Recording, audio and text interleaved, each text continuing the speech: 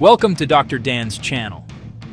Today, we are looking at a topic that connects a single dramatic event to a pattern that has defined history for over 2 millennia. Venezuela was the signal. The 7-stage empire collapse explained. On January 3, 2026, a swift military operation unfolded in Caracas. Within 30 minutes, American special forces had taken President Nicolas Maduro into custody. Venezuela holds the world's largest proven oil reserves, around 303 billion barrels, or nearly 20% of global supply. Multiply that by a crude price of $60 per barrel, and you get an estimated value of $18 trillion. For the United States, the ultimate aim was control of that wealth. This was not merely a regional incident, or a simple power play over resources. It was a clear and undeniable signal, a symptom of a much larger, more profound process that is currently underway. One that has governed the rise and fall of every major empire, ancient Rome, modern Britain. This analysis is not a prediction or a speculative forecast. It is an exercise in pattern recognition, grounded in historical data and observable economic realities. The United States, the dominant global power for the better part of a century, is now exhibiting behaviors that align perfectly with the late stages of a well-documented imperial life cycle. The national debt is soaring to unprecedented levels, currently standing at over $38 trillion and growing by billions every single day. The interest payments on this debt have just crossed the staggering threshold of $1 trillion annually. These are not abstract numbers. They are the mathematical foundation of an empire under immense fiscal strain. Simultaneously, we are witnessing the largest voluntary migration of wealth in recorded history. In 2025 alone, an estimated 142,000 millionaires chose to relocate, moving their capital, moving their families away from traditional centers of power in the West. They see the writing on the wall.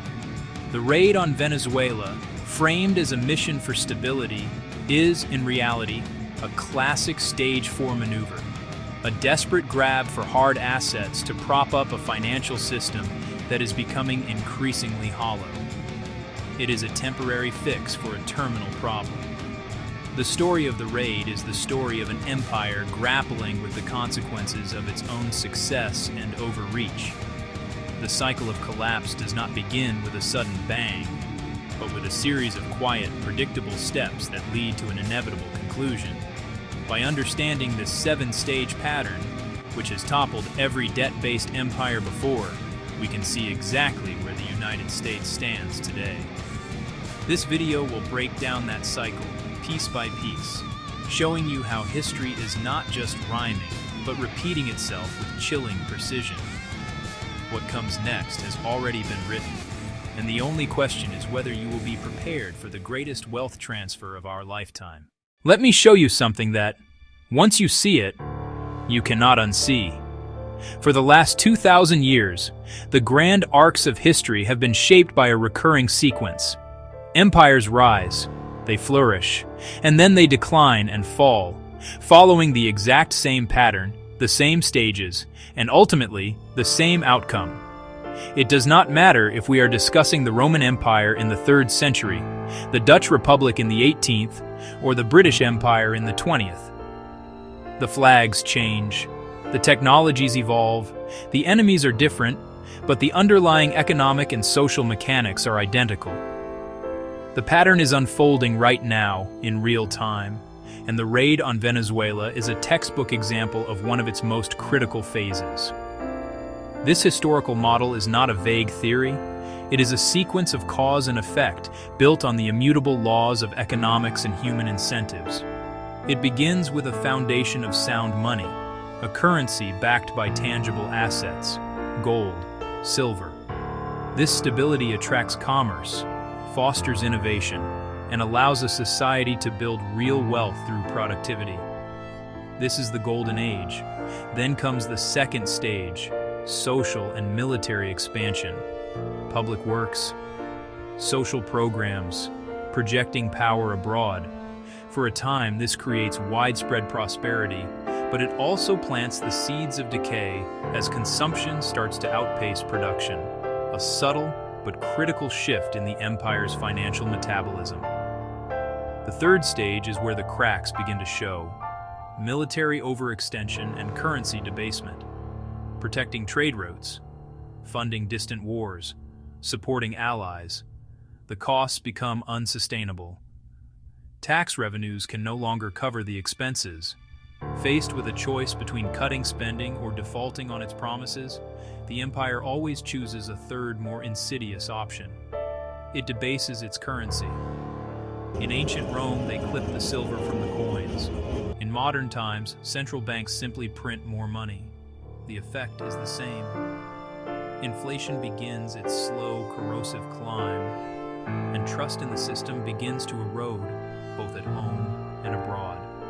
This leads directly to the fourth stage, where we find ourselves today: desperate resource acquisition.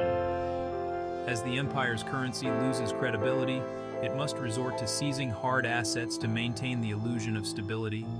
Military operations are no longer just about security. They become resource extraction missions disguised under a veil of geopolitics. This is precisely what the Venezuela operation represents. It is a frantic attempt to acquire something of intrinsic value, the world's largest proven oil reserves, to back a financial system that is buckling under the weight of its own debt. This is not the beginning of the end. It is a clear sign that the end of a cycle is approaching, and what happens next is already laid out in the pages of history. The Roman Empire, the eternal city that dominated the known world for half a millennium, serves as the archetypal example of this historical pattern. Its story is the foundational case study in imperial collapse. At its zenith, Rome was a marvel of engineering. It was a marvel of law. It was a marvel of commerce. It constructed over 50,000 miles of paved roads. It built aqueducts that carried water for hundreds of miles. It established a legal framework that influences our own to this day. Central to this success was its currency, the silver denarius. It was the trusted medium of exchange across 3 continents. It functioned as the global reserve currency of its age. It facilitated a vast network of trade that brought immense wealth into the heart of the empire. This was stage 1 in its purest form: dominance built on sound money and productive might. However, the very scale of Rome's success created immense costs. The empire was in a state of perpetual expansion and defense. From the forests of Germania to the deserts of Mesopotamia, the military budget swelled to protect its vast borders from barbarian threats. At the same time, the state provided the famous bread and circuses to its populace, subsidized grain, grand public entertainments. These mounting expenses began to exceed the empire's ability to tax its subjects. Faced with this fiscal squeeze, Roman emperors made the fateful decision that would define the empire's decline. They chose not to cut spending. They chose to debase the currency. They initiated the slow, agonizing journey through stage 3 of the cycle. The process of debasement began subtly. Around 64 AD, under Emperor Nero, the denarius was still approximately 94% pure silver, a coin of real, intrinsic value. But as the empire's financial pressures grew, successive emperors began to systematically reduce the silver content, mixing it with cheaper base metals like copper. This allowed the state to mint more coins from the same amount of silver, effectively creating money to pay its soldiers and fund its programs.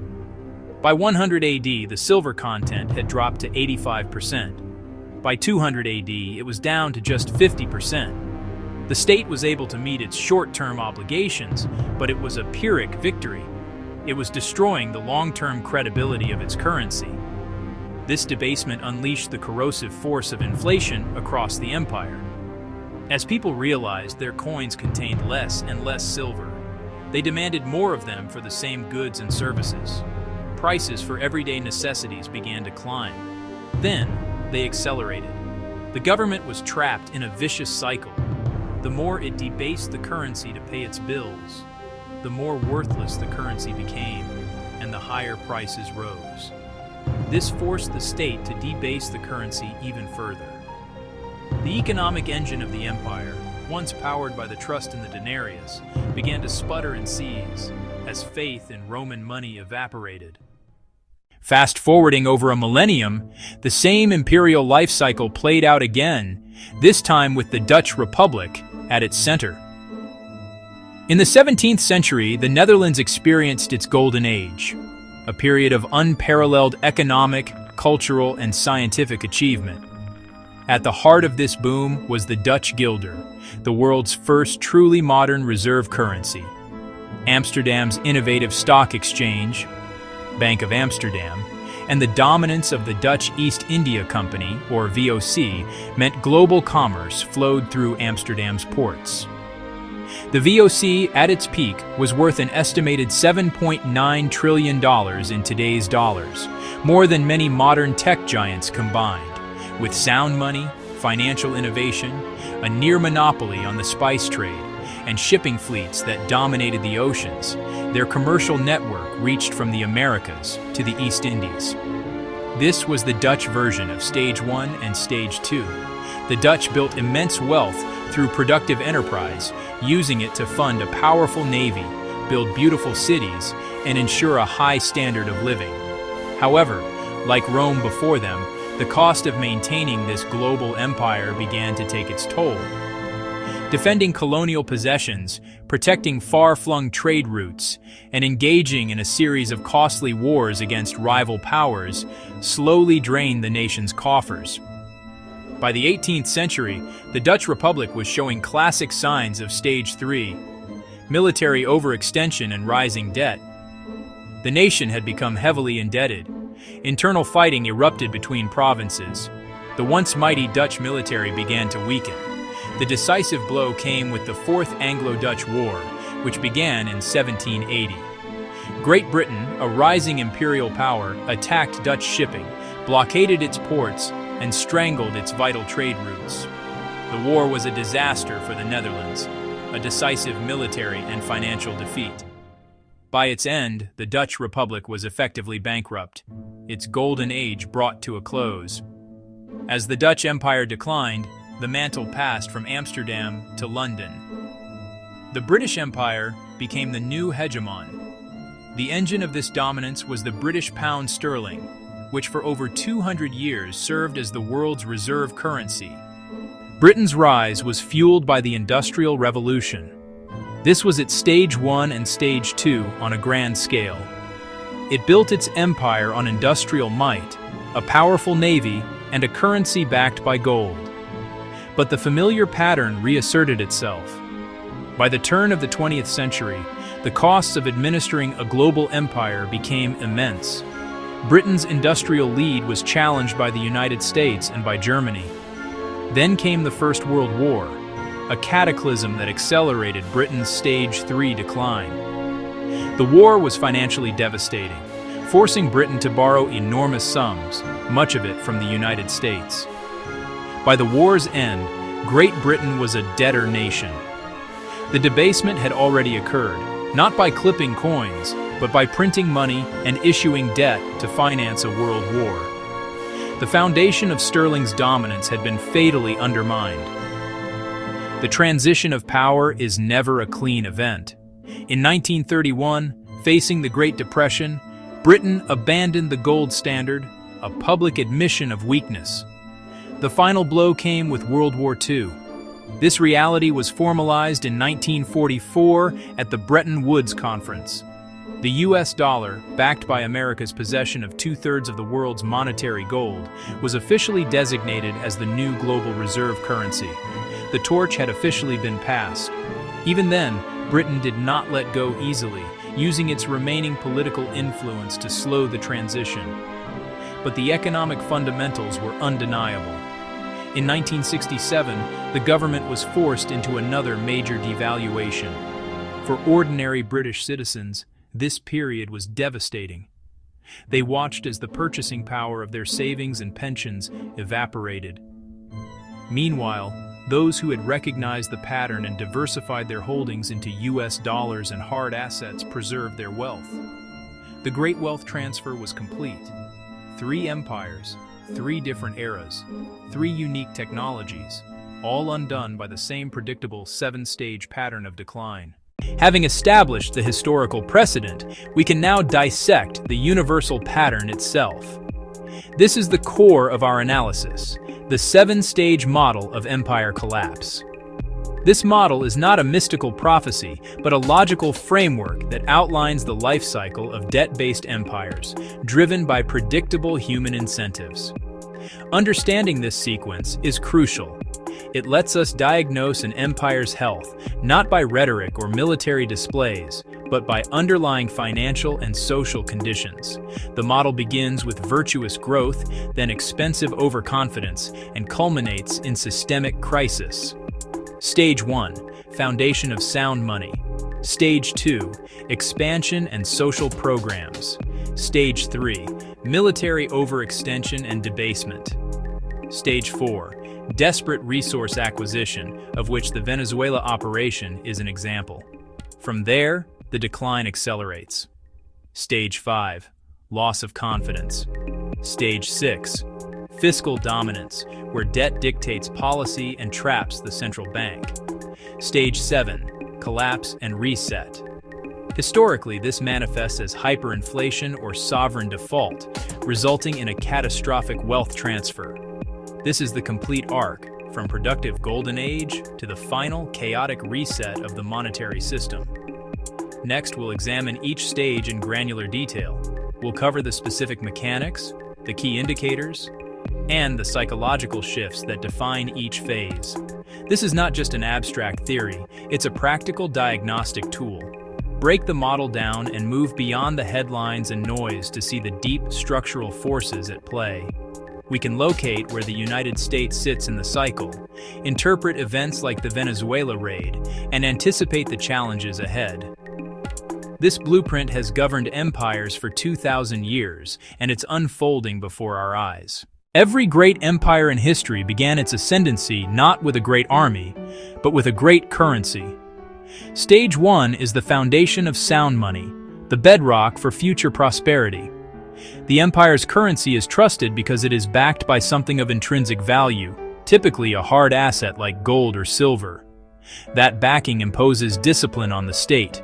It cannot create money out of thin air. Spending is constrained by tangible wealth, fostering fiscal prudence. Sound money acts as a magnet for global commerce. Merchants, entrepreneurs, and foreign nations use the stable currency for trade and savings. A virtuous cycle forms. The currency becomes the preferred medium for international transactions, and capital flows into the empire's banks and financial centers. Wealth comes from productivity, manufacturing, and innovation. This is the golden age, real growth and shared prosperity. This stage creates the empire's exorbitant privilege. But here, the privilege is earned, not merely extracted, by providing a public good for global trade. Once an empire has accumulated vast wealth, the overflowing treasuries and booming economy create both the means and the political demand to spend on a grand scale. This expansion takes 2 primary forms. The first is external, projecting power globally. The second is internal, embarking on ambitious social projects. This is the era of grand infrastructure projects. It is also the era when the concept of a social safety net emerges.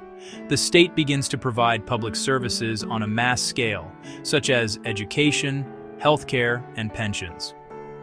In the United States, this phase saw the creation of Social Security, Medicare, and Medicaid. During this period, the society feels incredibly wealthy and successful. The middle class grows rapidly.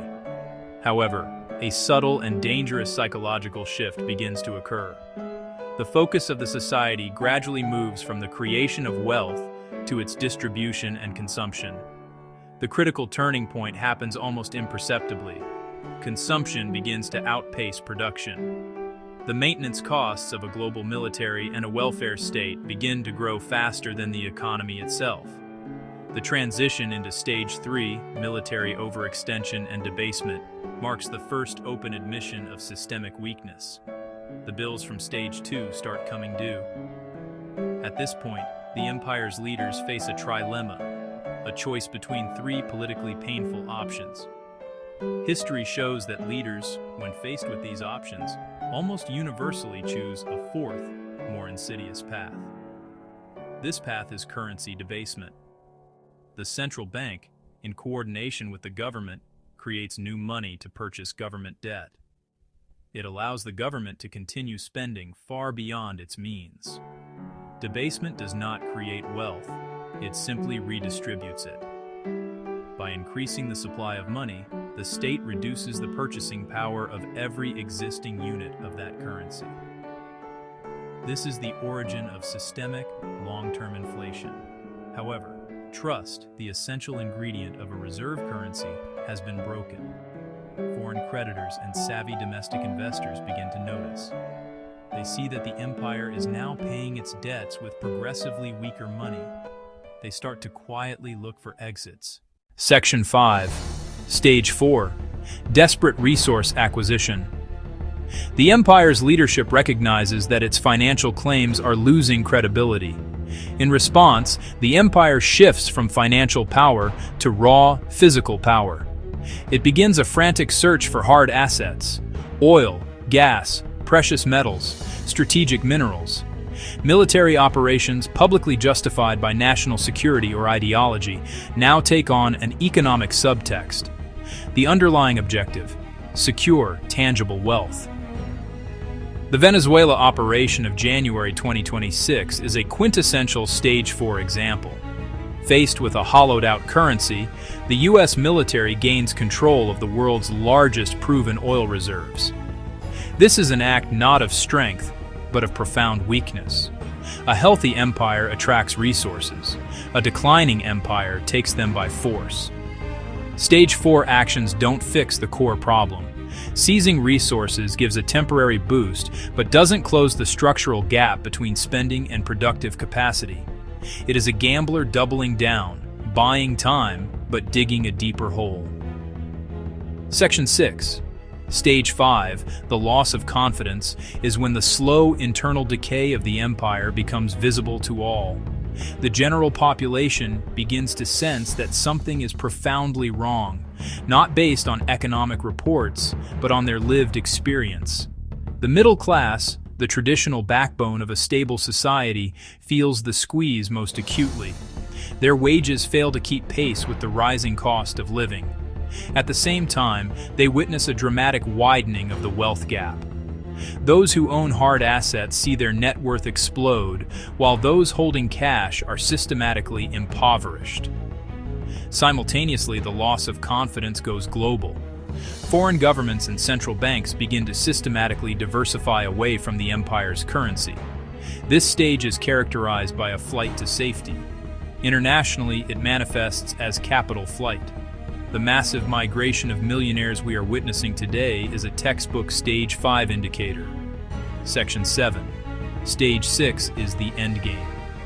It is the point at which the empire's financial problems become mathematically unsolvable through conventional means. This stage is called fiscal dominance. The central bank is now caught in an impossible trap. It means the government's debt has grown so large that fiscal policy completely dominates monetary policy. If it acts responsibly to fight high inflation by raising interest rates, the cure for inflation would bankrupt the state. If it keeps rates artificially low to manage debt payments, it pours fuel on inflation and destroys purchasing power. Janet Yellen warned this could happen. Her warning signaled the United States could be standing at this precipice. This creates a death spiral. The system is fundamentally unstable. The empire is no longer in a gentle decline. It is in a terminal crisis. Section 8. Stage 7 is the inevitable and chaotic conclusion of the entire cycle: collapse and reset. A reset is unavoidable. History shows that this final stage always resolves in one of two ways: overt default or hyperinflation, which is simply a default in disguise. There is no third option. The first path, hyperinflation, is the more common outcome. The government instructs the central bank to create money on an unprecedented scale, causing the value of money to plummet. The second path is a formal default. This triggers an immediate and catastrophic financial crisis, wiping out the balance sheets of banks, insurance companies, and pension funds. In both scenarios, the same outcome occurs: the great wealth transfer. Wealth is not created or destroyed, but violently redistributed. Those who have placed their faith in the empire's financial system are completely wiped out. Conversely, those who understood the historical pattern and stored their wealth in hard, tangible assets see their wealth preserved. The reset clears the board, punishing those who trusted the system and rewarding those who prepared for its inevitable failure. When confronted with this seven-stage model, the most common objection is the belief that this time is different. Proponents of this view argue that modern technology, American exceptionalism, or the unique structure of the global financial system will save the day. These arguments are comforting, but they fundamentally misunderstand the nature of the problem. The forces driving this cycle are not technological.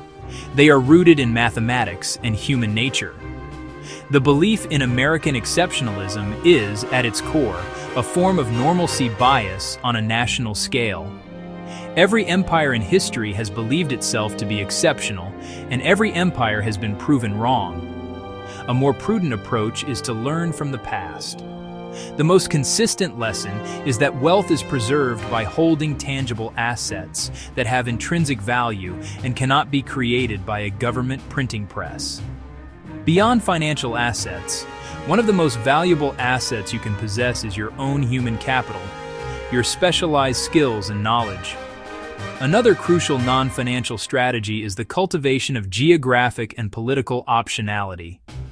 It is not about being unpatriotic. It is about rationally recognizing historical patterns. We began this analysis with a single dramatic event. We can now see that this event was not the cause of a crisis, but rather a profound and unmistakable confirmation of a crisis that has been unfolding for decades. The Venezuela operation was a flare in the night, illuminating the dangerous territory we have entered. It was a symptom of an underlying disease, a fiscal imbalance so profound that the empire must now resort to overt coercion. The trajectory is not a matter of opinion. It is written in the cold, hard numbers. The choices made over the coming years will determine the speed and the precise nature of the reset, but they will not alter the ultimate destination. The great wealth transfer is coming. This analysis is intended as a map and a warning light. See the pattern, understand the stage we are in, and recognize the stakes. The future is not pre-written in every detail, but the broad outlines have been performed many times before. The signal has been given. The pattern is clear. The rest is up to you. If you found this analysis useful, subscribe to Dr. Dan's channel for clear, in-depth breakdowns of the forces shaping our world. Like the video if it helped your thinking, and share it with someone.